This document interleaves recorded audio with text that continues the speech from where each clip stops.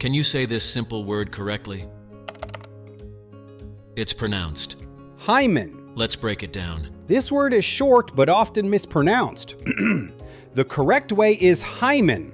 Start with hi, like saying the word hi, and finish with a soft mun. Together, hymen. Now let's practice it 3 times together. Ready? Hymen, hymen, hymen. If you said it clearly all 3 times, you've mastered a word many people are unsure about. Got it? Let's practice it together. Repeat after me. Hymen, hymen, hymen, hymen. Now it's your turn. Drop a comment if you nailed it or if you need more tips. Subscribe for more pronunciation guides. And here's a fun challenge. Record yourself, post it, and tag us.